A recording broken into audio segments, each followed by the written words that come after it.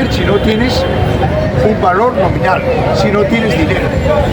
Y el dinero, como ellos lo controlan, prácticamente controlan el trabajo, la comida, abrigo, salud, vivienda, familia, etc. Entonces, ellos fácilmente viven de la mayoría. Ellos no trabajan, pero tienen residencias.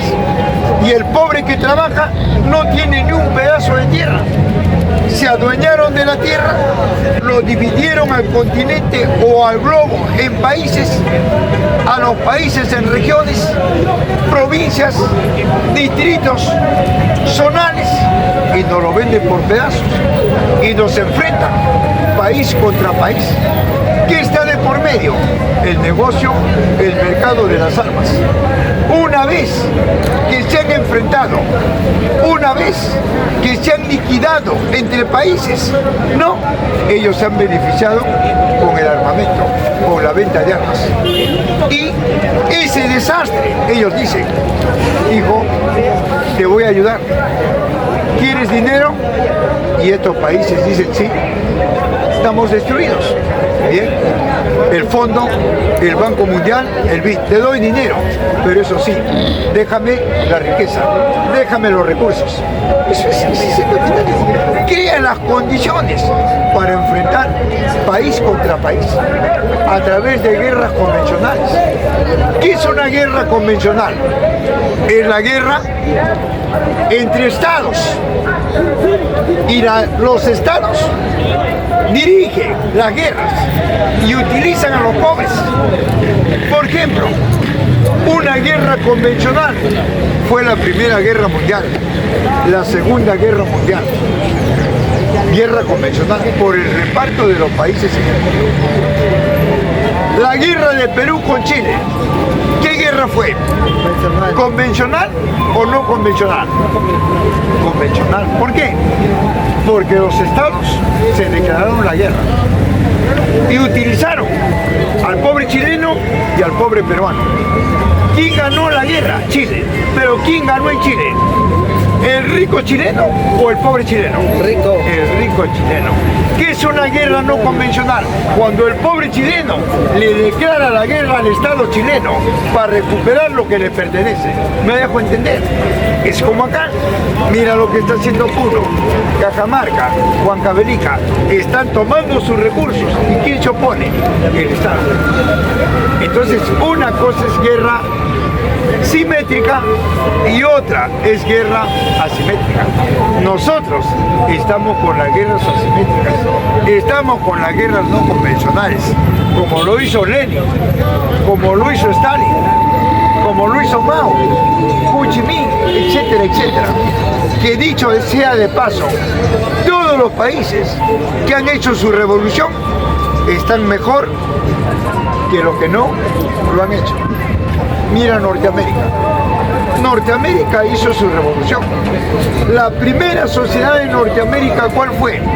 Los yanquis, los navajos, los chiroques, los pieles rojas, comanches, etc. Un comanche no explotaba a otro comanche, sino a su naturaleza. ¿Qué pasó? Llegaron los anglosajones, los ingleses, y con fuerza lo desplazaron. Y ahí surge una casta social de grupos de poder. El engendro entre el yanqui y el inglés.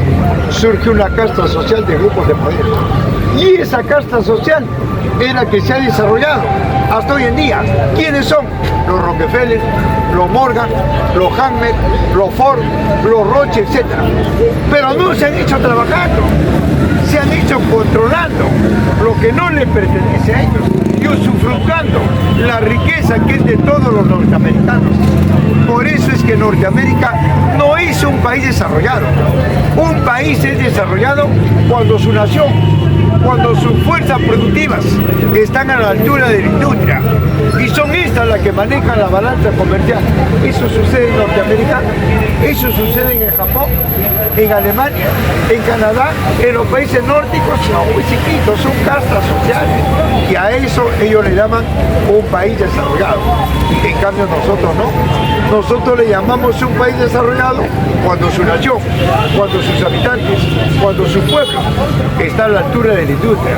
Y son las fuerzas productivas las que transforman la materia prima en producto. Y son estas las que manejan las exportaciones e importaciones. Eso es para el socialismo un país desarrollado.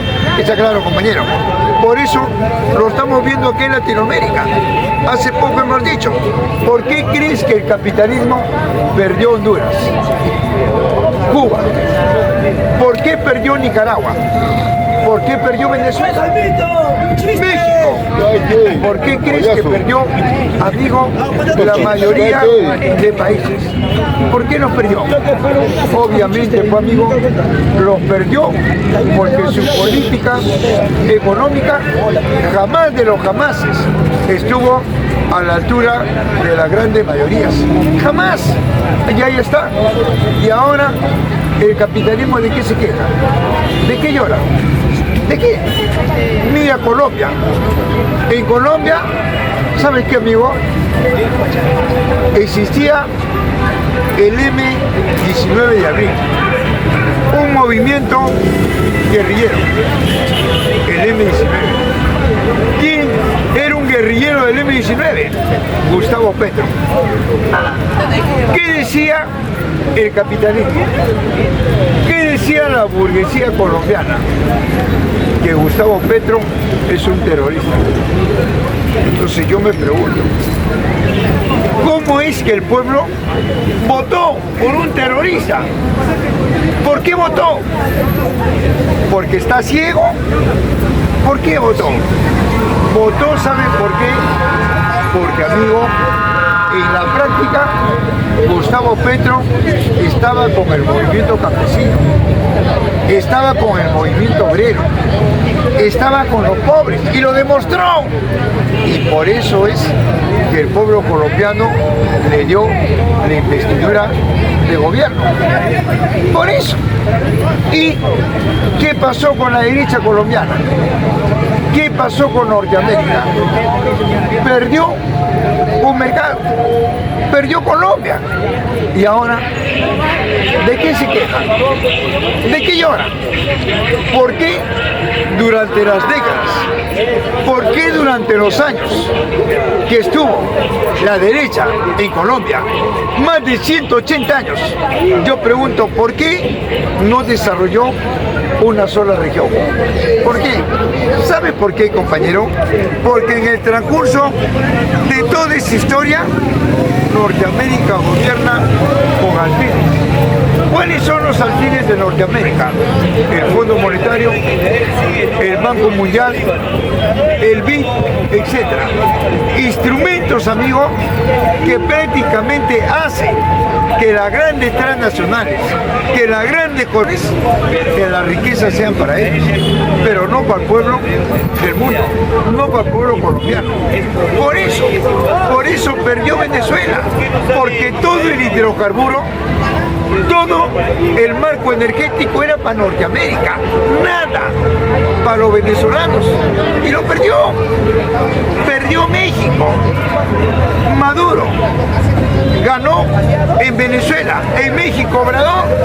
¿Y Obrador qué dijo? ¿Sabe qué, señores? Se nacionaliza el petróleo, se nacionaliza el litio y lo dejó en el aire a Norteamérica. Y para reforzar al pueblo mexicano, Obrador hizo una ley. ¿Qué dice esa ley? Que todo mexicano que cumpla 57 años no tenga acceso a una pensión de acuerdo al costo de vida. Obrador, ¿saben qué dijo? Que todo minusválido mexicano tenga un acceso a una pensión de acorde al costo de vida. Pero ¿de dónde sale ese dinero? De lo que México exporta, vende el litio, el petróleo, etc. Yo te pregunto, ¿eso por qué no lo hizo Norteamérica? Jamás lo va a hacer. Y por esas razones creemos, amigos, que hoy en día, ¿qué le queda al capitalismo? Solamente tiene una salida. ¿Cuál es la salida del capitalismo? Golpear, expoliar, contaminar, ocupar, invadir, es lo único que le queda. Y ya lo ha demostrado en Ucrania. ¿Qué crees que Norteamérica quería en Ucrania? ¿Quería el desarrollo de los ucranianos? No, quería los recursos. Por eso pactó con Zelensky, mandatario ucraniano de corte neonazista. ¿Y qué quería? Quería el grano. Ucrania es uno de los primeros países en el mundo en la producción del grano, el maíz, el trigo, etc. ¿Qué más quería Norteamérica en Ucrania? Los hidrocarburos, el gas y el petróleo. Pero algo más que está a la orden del día. Quería el titanio. ¿Y tú sabes lo que es el titanio? Es la materia prima de las naves espaciales. Recuerda que el primer país en el mundo que tiene el titanio, las grandes esponjas de titanio o titanio, es la China. En segundo lugar lo tiene Japón. En tercer lugar lo tiene Rusia. Y cuarto, Ucrania. Y lo perdió. ¿Por qué lo perdió? Porque Norteamérica, al pretender ocupar, se olvidó que Ucrania fue un distrito de la URSS. Se olvidó que el 80% de ucranianos son rusos. Y por eso es que el pueblo ucraniano invitó, llamó a Rusia para que los defienda. Pero Rusia no invadió. Defendió al pueblo ucraniano de la invasión norteamericana con Zelensky. Y ahí está. ¿Qué dijo Putin? Hay una salida. ¿Cuál? Las elecciones. Se convocaron las elecciones el año pasado y el pueblo ucraniano ganaba en 7 regiones. ¿Qué hizo las Naciones Unidas? ¿Qué hizo Norteamérica? Oiga, y el mandatario Zelensky anularon las elecciones porque iban perdiendo. ¿Qué te parece, amigo? Oiga, hoy en día los ucranianos están recuperando su territorio. Lo han despojado a Zelensky y lo han despojado a Norteamérica. Perdió Norteamérica millones de dólares. Se pasó a Palestina. Y ahí está. ¿Qué decía? Que Israel tenía el armamento más sofisticado y moderno del mundo.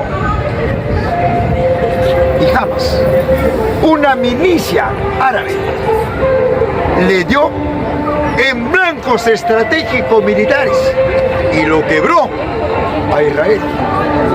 Oiga, Israel no sabía qué había pasado. Norteamérica, la Casa Blanca, no sabía cómo es que penetraron ese armamento bélico. Oiga, ¿cuál fue la respuesta de Norteamérica y cuál crees que fue la respuesta de Israel? Lo que querían los países árabes, que ataquen políticamente a los pueblos civiles, y perdieron políticamente porque atacaron a hospitales, atacaron a pueblos indefensos. Fíjate, y eso lo liquidó a nivel mundial. Hoy día, ¿sabe lo que ha hecho Norteamérica? ¿Sabe lo que ha hecho, amigo Israel? Ante la mirada de la ONU, ante la mirada del Papa, ante la mirada de las iglesias, de la Corte Internacional, han metido fardos de celulares kamikazes a Palestina y al mundo árabe. Fardos. La gente árabe, como es natural, compra. pero son kamikazes. Están con bombas programadas y han ido volando. Fíjate, ayer las Naciones Unidas dijo, ¿sabe lo que dijo ayer su secretario general? Que eso es incontrolable. Entonces, ¿para qué las Naciones Unidas? Pero se olvidan que las Naciones Unidas está dirigida por el capitalismo. La OEA por el capitalismo, la Corte Interamericana por el capitalismo. Y ahí está. Todo esto ha hecho que el mundo árabe ahora se una más que nunca. Y prácticamente le han cortado el comercio a Israel y a Norteamérica. El Mar Rojo, que era una zona eminentemente comercial y una ruta comercial, ¿sabes qué, amigo? Yemen lo cerró. Beirut, Líbano, le cerró el comercio. ¿Y qué hizo Israel? Bombardeó a gente indefensa. Esa era desesperación que ya no pueden controlar. El mundo árabe está asfixiando a Israel y a Norteamérica. Por eso es que John Biden, ¿qué le quedó? Venezuela. Y Maduro le salió al frente. Te has equivocado, gringo. ¿Sabes qué? Ahora los recursos, los hidrocarburos, ya están en manos del BRICS. He hecho una alianza con Rusia, con China, con India, con Irán, con Corea del Norte. Están invirtiendo acá para desarrollar la industria mixta, Venezuela y estos países. Y eso ha dado a conocer ahora al mundo entero que el Producto Bruto Interno, el PBI de Venezuela, es del 8.4%. Y le cerró la boca a John Biden y le cerró la boca a esta derecha peruana, en donde acá el PBI es del 2.5%. ¿Qué te parece? Y le dicen dictador a Maduro. Por eso, compañero, creemos que todas estas cuestiones que hacemos, lo hacemos en bien de nosotros, hablamos en bien de nosotros y la verdad, y esto le duele a la prensa, porque la prensa no lo saca. Esto, lo que estoy hablando, da la vuelta al mundo. Ahí están las redes, dan la vuelta al mundo y las comunidades peruanas en cada país nos dan la razón a nosotros. Eso es bien, compañero. Hasta acá la primera parte.